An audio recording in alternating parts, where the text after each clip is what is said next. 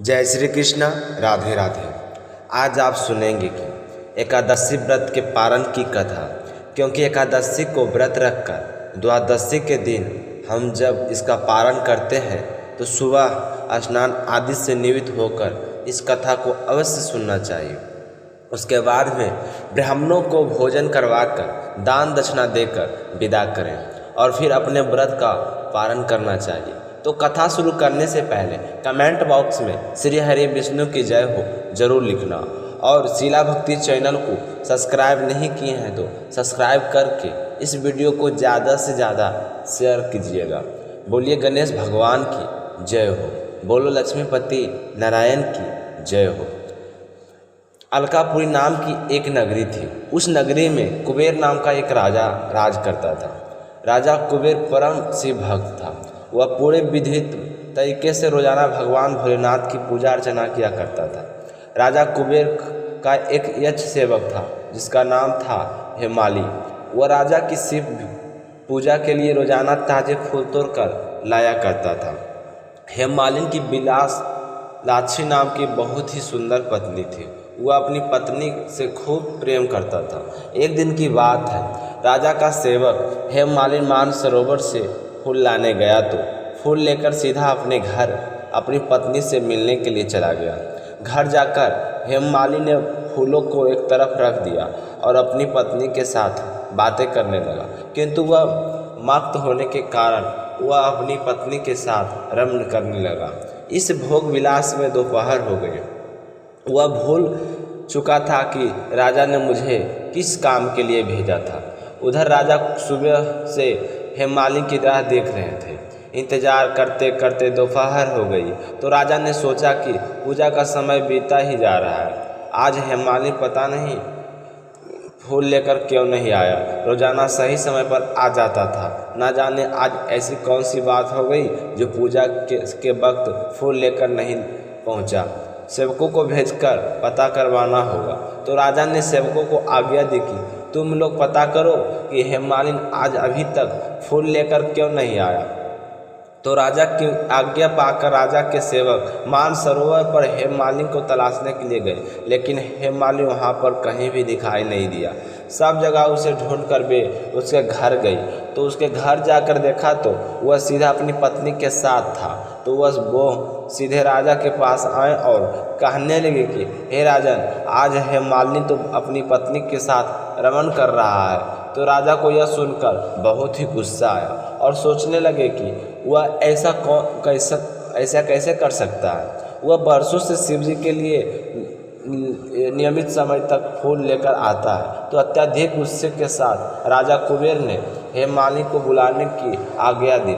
जैसे ही राजा के सैनिक हेमालिन को बुलाने के लिए उसके घर गए तो वह तो बुरी तरह से डर गया। डर से कांपता हुआ राजा के सामने उपस्थित हुआ तो राजा उसे देखते ही बहुत ही क्रोधित हो गए। क्रोध में राजा कुबेर के होठ फरफराने लगे और राजा ने गुस्से से कहा, अरे अधर्म, तूने मेरे परम पूजनीय देवों के देव भगवान शिव जी का अपमान किया है। मैं तुझे श्राप देता हूँ कि तू स्त्री के योग में तड़पे और मृत्यु लोक में जाकर कोढ़ी का जीवन व्यतीत करे। राजा कुबेर के श्राप से उसी समय स्वर्ग से पृथ्वी पर आ गिरा और कोढ़ी हो गया। उसकी पत्नी भी अचानक से गायब हो गई। तो मृत्यु लोक में आकर उसने अनेक भयंकर कष्ट भोगे, किंतु शिव की कृपा से उसकी बुद्धि मलिन ना हुई। उसे अपने पूर्व जन्म का सब कुछ याद था। वह अनेक कष्टों को भोगता हुआ तथा अपने पूर्व जन्म के कुकर्म को याद करता हुआ हिमालय पर्वत की तरफ चल पड़ा। चलते चलते वह मार्कंडेय ऋषि के आश्रम में जा पहुंचा। वह ऋषि अत्यंत वृद्ध तपस्वी थे। ऐसे प्रतीत हो रहे थे मानो ब्रह्मा जी हो, और उनका आश्रम भी ब्रह्मा जी की सभा के समान ही शोभा दे रहा था।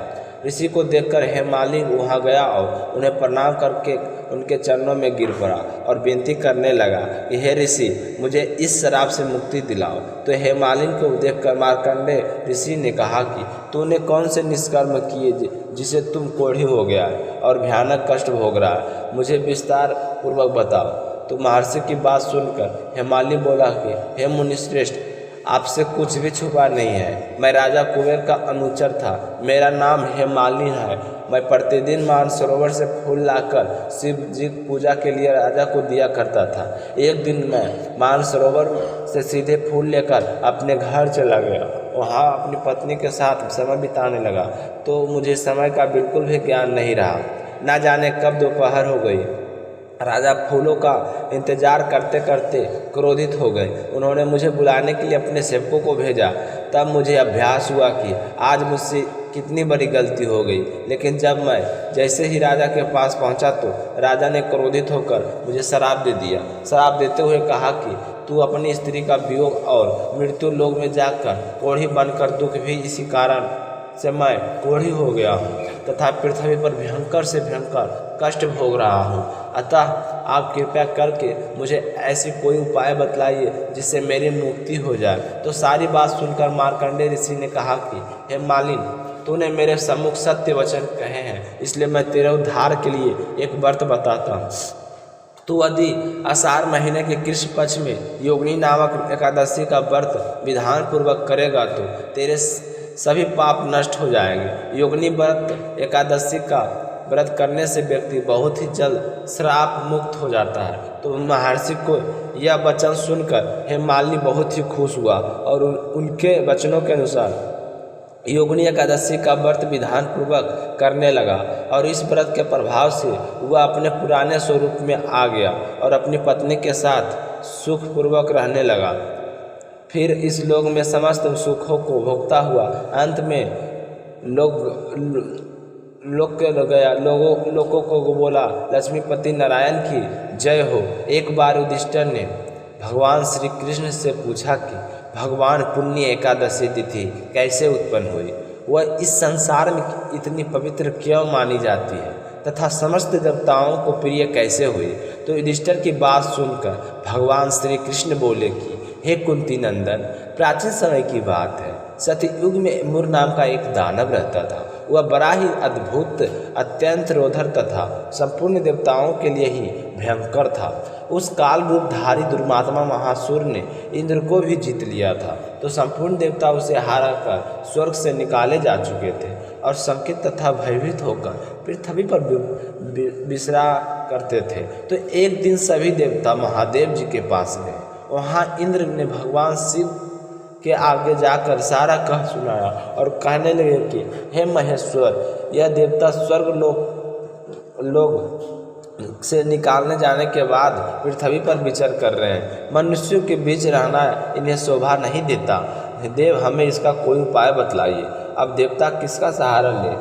तो महादेव जी कहने लगे कि देवराज, जहाँ सबको शरण देने वाले, आपकी रक्षा में तत्पर रहने वाले जगत के स्वामी भगवान गरुड़ ध्वज विराजमान है, तुम वहाँ जाओ, वहाँ तुम लोगों की जरूर अच्छा करेंगे। तो महाराज जी महादेव जी की बात सुनकर परम बुद्धिमान देवराज इंद्र संपूर्ण देवताओं के साथ क्षीर सागर में गई, जहाँ भगवान गदाधर सो रहे थे। तो इंद्र ने हाथ जोड़कर उनकी स्तुति की। इंद्र बोले कि हे देव देवेश्वर, आपको नमस्कार। देव, आप ही पति हैं, आप ही मति हैं, आप ही कर्ता हैं और आप ही कारण हैं। आप ही लोगों को माँ और आप ही इस जगत के पिता हैं। देवता और दानव दोनों की आपकी वंदना करते हैं। हे पुंडरीकाक्ष, आप दैत्यों के शत्रु मधुसूदन, हम लोगों की आप रक्षा कीजिए। हे प्रभु जगन्नाथ, अत्यंत उग्र स्वभाव वाले महाबली मुर नामक दैत्य ने इस संपूर्ण देवताओं को जीत कर स्वर्ग से बाहर निकाल दिया है। हे भगवान, हे देवेश्वर, शरणागत वत्स्य देवता भयभीत होकर आज आपकी शरण में आए हैं। आप हमारी रक्षा करें। दानवों का विनाश करने वाले कमल नयन भक्त वत्सल देवेश्वर जनार्दन, आपकी रक्षा कीजिए, रक्षा कीजिए। देव, हमारी रक्षा कीजिए। भगवान, शरण में आए हुए देवताओं की आप सहायता कीजिए। तो इंद्र की बात सुनकर भगवान विष्णु बोले कि देवराज, यह दानव कैसा है, इसका स्वरूप और बल कैसा होगा तथा इस दुष्ट के कारण रहने का स्थान कहाँ है? तो इंद्र बोले कि यह देवेश्वर, पूर्व काल में ब्रह्मा जी के वंश में ताल जंग नामक एक महान असुर उत्पन्न हुआ था, जो अत्यंत भयभीत था। उसका पुत्र मूर दानव के नाम से विख्यात था। वह भी अत्यंत उत्कृष्ट महापराक्रमी और देवताओं के लिए बहुत ही भयंकर है। चंद्रावती नाम से प्रसिद्ध एक नगरी है, वहाँ उसी स्थान पर निवास करता है। उस दैत्य ने समस्त देवताओं को प्राप्त करके स्वर्गलोक से बाहर कर दिया है। उसने एक दूसरे ही इंद्र का स्वर्ग के सिंहासन पर बिठाया है। अग्नि, चंद्रमा, सूर्य, वायु, यह सब कुछ उसने दूसरे ही बनाए हैं। जनार्दन, मैं आपको सच्ची बात बता रहा हूँ, उसने सब कुछ दूसरे ही बना लिए हैं। देवताओं को तो उसने उनका प्रत्येक स्थान से वंचित कर दिया है। आज हम बड़े ही दुखी होकर आपके पास आए हैं। तो इंद्र की बात सुनकर भगवान जनार्दन को बड़ा ही क्रोध आया। उन्होंने देवताओं को साथ लेकर चंद्रावती नगरी में प्रवेश किया। भगवान गदाधर ने देखा कि दैत्यराज बारंबार गर्जना कर रहा था और उससे प्रस्त होकर संपूर्ण देवता 10 दिशाओं में भाग रहे हैं। जैसे ही उसने भगवान विष्णु को देखा तो देखकर कहने लगा कि खड़ा रहे, खड़ा रहे। उसकी यह ललकार सुनकर भगवान श्री हरि विष्णु के नेत्र क्रोध से लाल हो गया और वह बोले कि अरे दुराचारी दानव, मेरी इन भुजाओं को देखकर कहकर श्री हरि विष्णु ने अपने दिव्य बाणों के सामने आए हुए दुष्टों को, दानवों को मारना शुरू कर दिया, जिससे दानव भयभीत हो गए। उसके पश्चात श्री हरि विष्णु ने दैत्य सेना पर अपने चक्र का प्रहार किया। उससे छीन भिन्न होकर सैकड़ों योद्धा मौत के मुंह में समा गए। इसके बाद भगवान मधुसूदन बद्रिका आश्रम में चले गए। वहाँ सिंहासन पर लंबी थी। उस गुफा में एक ही दरवाज़ा था। भगवान उसी में जाकर सो गए। तो वह मूर दानव भगवान को मार डालने का उद्देश्य से उनके पीछे लगा रहा था। तो उसने भी उसी गुफा में प्रवेश किया जहां भगवान सो रहे थे। तो भगवान को सोते देखकर उसे बड़ी ही खुशी हुई। उसने सोचा कि यह दानवों का भय देने वाला देवता है, अतः निसंदेह है आज मैं इसे मार डालूंगा। तो दानव के इस प्रकार विचार करते ही भगवान श्री हरि विष्णु के शरीर से एक कन्या प्रकट हुई, जो बड़ी ही रूपवती, सौभाग्यशाली तथा दिव्य अस्त्र शस्त्रों से सुसज्जित थी। वह भगवान के तेज के अंश से उत्पन्न हुई थी। उसका बल और पराक्रम महान था। दानव राज मूर ने जब उस कन्या को देखा तो कन्या ने युद्ध का विचार करके दानव के साथ युद्ध के लिए याचना की, तो दोनों में युद्ध छिड़ गया। कन्या सब प्रकार की युद्ध कला में निपुण थी। वह मूर नामक महान असुर उसके हुंकार मात्र से ही राख का ढेर हो गया। दानव के इस प्रकार मारे जाने पर भगवान जी की निद्रा से जाग उठे और आमने सामने दानव को इस तरह निष्भद्र और भयंकर था, इसका वध किसने किया? तो वह कन्या कहने लगे कि आपके ही प्रसाद से मैंने इस महादित्य का वध कर दिया। तो भगवान जी कहने लगे कि कल्याणी, तुम्हारे इस कर्म से तीनों लोगों में मुनि और देवता आनंदित हुए, अतः तुम्हारे मन में जैसी इच्छा है उसके अनुसार कोई मुझसे वरदान मांग लो। देव दुर्लभ होने पर भी मैं वह वरदान तुम्हें जरूर दूंगा, इसमें कोई संदेह नहीं है। तो वह कन्या साक्षात एकादशी थी। तो वरदान की बात सुनकर वह कहने लगे कि प्रभु, यदि आप मुझे पर इतने ही प्रसन्न हैं तो मैं आपकी कृपा से सब तीर्थों में प्रधान, समस्त विघ्नों का नाश करने वाली तथा सब प्रकार की सिद्धि देने वाली हो जाऊं। हे जनार्दन, जो लोग आप में भक्ति रखते हुए मेरे दिन को उपवास करे उसे सब प्रकार की सिद्धि प्राप्त हो। हे माधव, जो लोग उपवास वक्त भोजन तथा अथवा एक भुक्त करके मेरे व्रत का पालन करें, उन्हें अपना आप धन, कर्म और मोक्ष प्रदान करें। मैं तो तुमसे यही मांगती हूँ। तो उसकी बात सुनकर भगवान श्री हरि विष्णु बोले कि हे कल्याणी, जो तुम कहती हो वह सब पूर्ण होगा। ऐसा वह वर पाकर महात्मा एकादशी बहुत ही प्रसन्न हुई। पक्षों में एकादशी समान रूप से कल्याण करने वाली है। इसमें शुक्ल और कृष्ण का भेद नहीं करना चाहिए। यदि उदय काल में थोड़ी सी एकादशी, माध्य में पूरी द्वादशी और अंत में किंचित त्रयोदशी हो तो वह त्रिस्पर्शा एकादशी कहलाती है। तो यह विष्णु जी को अत्यंत प्रिय है। यदि एकादशी का उपवास हम कर लिया जाए तो 1000 एकादशी व्रतों का फल प्राप्त होता है। इसी प्रकार द्वादशी में पारण करने का 1000 गुण फल प्राप्त होता है। अगर एकादशी का व्रत रखते हैं तो एकादशी के कठिन नियमों का पालन जरूर करना चाहिए, नहीं तो हमें एकादशी का पुण्य फल नहीं मिलता। एकादशी को पूरे नियमों के साथ व्रत का पालन करें और शाम को हरि कीर्तन करें। द्वादशी के दिन सुबह जल्दी उठकर श्री हरि विष्णु की पूजा करें। एकादशी के व्रत कथा और द्वादशी के पारण कथा अवश्य सुने। उसके बाद में ब्राह्मण को भोजन करवाकर यथासंभव दान दक्षिणा देकर विदा करें और उसके बाद हाथ जोड़कर भगवान श्री हरि विष्णु से अपने व्रत में हुई भूल चूक के क्षमा मांगे और फिर अपने व्रत का पालन करना चाहिए।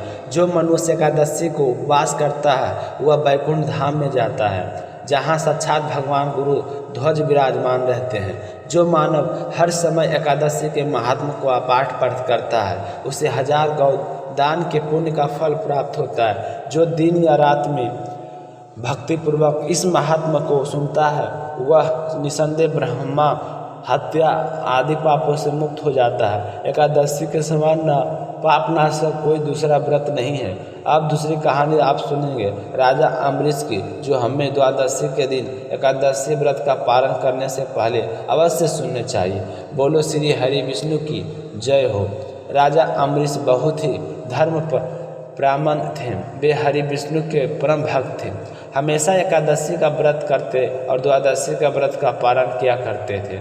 एक समय की बात है, राजा अम्बरीश के एकादशी का व्रत रखा था और द्वादशी के दिन ब्राह्मणों को भोजन करवाकर बाद में स्वयं एकादशी व्रत का पालन करने जा रहे थे कि इतने में वहाँ पर ऋषि दुर्वासा आ पहुँचे। तो उन्हें महल में आया देखकर राजा अम्बरीश बहुत ही खुश हुए और सोचने लगे कि पहले ऋषि दुर्वासा को भोजन करवाऊंगी और फिर व्रत का पालन करूँगा। तो उन्होंने दुर्वासा को प्रणाम करके कहा कि महाराज पहले आप भोजन कर लें। तो ऋषि दुर्वासा ने कहा कि मैं तो नदी में स्नान करके और जल तर्पण करके आता हूँ और उसके बाद ही भोजन करूँगा, तो मेरे आने का इंतज़ार करना। यह कहकर ऋषि दुर्वासा नदी में स्नान करने के लिए चले गए। वहाँ पर स्नान करने के बाद में ध्यान करने के लिए बैठ गए। काफ़ी समय बीत गया। राजा अम्बरीश ऋषि दुर्वासा का इंतज़ार कर रहे थे। इधर द्वादशी तिथि खत्म होने को थी तो ब्राह्मणों ने कहा कि हे राजन, आप ऐसा करो कि जल पीकर व्रत का पालन कर लो। ऐसा करने से आपका व्रत भी पूरा हो जाएगा और दोष भी नहीं लगेगा।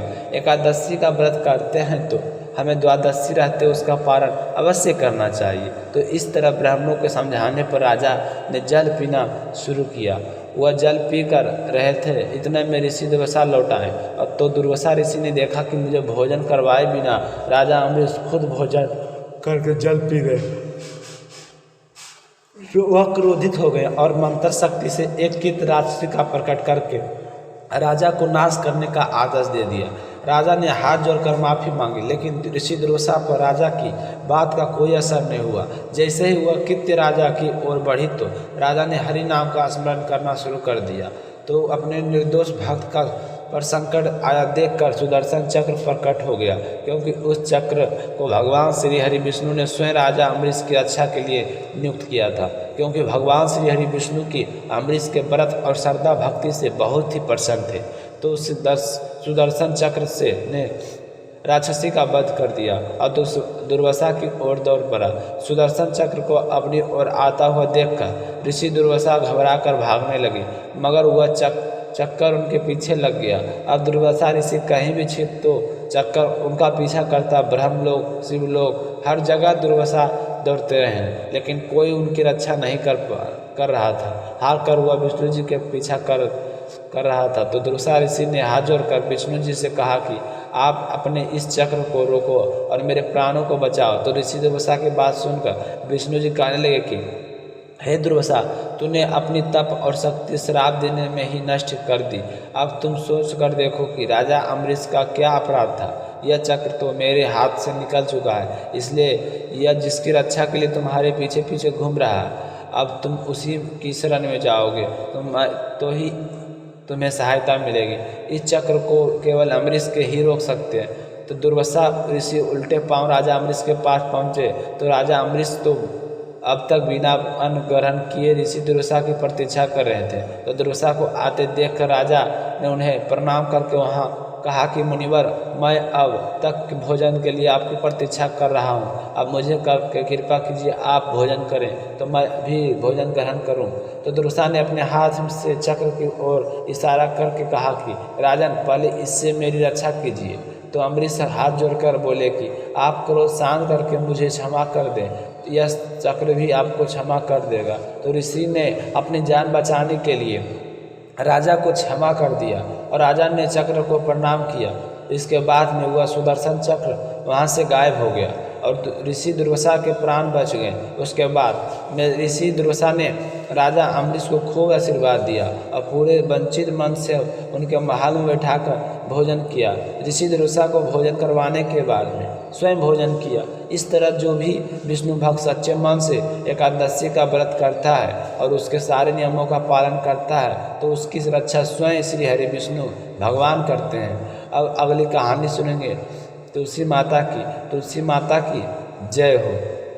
एक बुढ़िया थी, वह नित्य नियम से तुलसी माता की पूजा करती थी। उसके एक पोती थी, तो वह अपनी दादी के नित्य नियम को तुलसी माता का पूजा करते हुए देखकर वह भी नियम से तुलसी माँ की पूजा करने लगी। वह अब रोज़ाना सुबह जल्दी उठती, स्नान करने के बाद सबसे पहले तुलसी माता को जल अर्पित करती, उसी के बाद कुछ खाना पीना करती थी। धीरे धीरे उसका यह नियम बन गया कि वह तुलसी की पूजा किए बिना कुछ भी नहीं खाती पीती थी। इसी तरह समय बीतता गया। समय के साथ वह कन्या बड़ी हो गई। जब वह कन्या शादी लायक हुई तो उसके माता पिता ने एक अच्छे से घर में उसकी शादी करवा दी। शादी के बाद जैसे ही वह ससुराल के लिए विदा होने लगी तो उसकी दादी माँ ने उसे एक तुलसी का गमला दिया और कहा कि बेटा, नियम से इसकी पूजा ससुराल में भी करना, इससे तुम्हारे घर में सुख सौभाग्य की वृद्धि होगी। तो वह बड़ी खुशी से अपनी दादी माँ से इस गमले को लेकर ससुराल चली गई और रोज़ाना सुबह जल्दी उठती और फिर स्नान करके तुलसी माता की पूजा करती। उसी के बाद में चाय पीती। ससुराल में उसके 2 जेठ जेठानियाँ थीं, तो वो उसे इस तरह पूजा पाठ करते देखती तो ईर्ष्यावश उसका मजाक उड़ाती थी।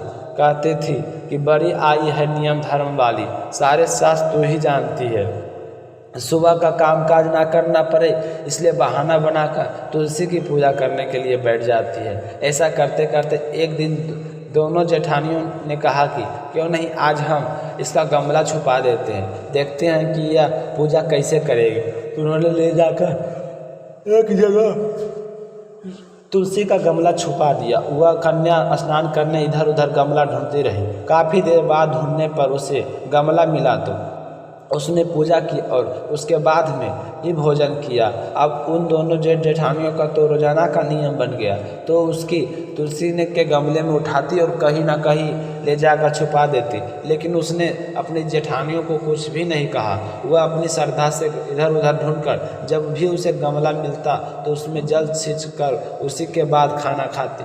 तो एक दिन उसकी जेठानी ने गमले को वहाँ से उठाया और दूर जाकर जंगल में फेंक आई। तो उस दिन उस कन्या के ने स्नान करके गमले को खूब ढूंढा और उसे गमला नहीं मिला। तो वह बहुत ही परेशान हो गई और दुखी होकर अपने कमरे में बैठ गई और उसने खाना भी नहीं खाया, क्योंकि उसका नियम था वह पूरा नहीं हुआ था। तो उसे इस तरह से परेशान देखकर तुलसी माता उसकी सच्ची भक्ति से बहुत ही प्रसन्न हुई। तुलसी माता के आशीर्वाद से उसके कमरे में तुलसी माँ का गमला प्रकट हो गया। अगले दिन जब वह सुबह उठी तो देखती है कि उसके खाट के चारों कोनों पर तुलसी माता का गमला है। तो वह देखकर वह तो बहुत ही प्रसन्न हुई और कहने लगी कि अब मेरी तुलसी माता का कोई नहीं चुरा सकेगा। पूजा करने पर मुझे अब कहीं बाहर नहीं जाना पड़ेगा और कोई भी मेरी तुलसी माता को फेंक भी नहीं सकेगा। तो वह जल्दी से स्नान करने के लिए गई और स्नान करके तुलसी माता की पूजा की। और जैसे ही पूजा करने के बाद में जैसे ही रसोई घर में वह खाना खाने के लिए गई तो उसे भोजन करता हुआ देखकर उसकी जो दोनों जेठ जेठानियाँ उसका मजाक उड़ाने लगी और कहने लगी कि लो देवरानी का नियम धर्म पूरा हो गया। और उसके पास आकर बोली कि तुलसी जी की पूजा कर ली क्या? देवरानी जी बोली हाँ कर ली। तो उसकी जेठानी बोली कि क्यों झूठ बोल रही हो, सही सही बोलना कि भूख बर्दाश्त नहीं होती, खाना खाना है तो यूं ही खा ले, पूजा करने की बहाना क्यों बना रही है। तो उसने कहा कि जेठानी जी मैंने पूजा कर लिया। तो जब उसकी जेठानी बोले कि गमला तो हमने फेंक दिया, तूने पूजा कहाँ से की, आप मेरे कमरे में जा।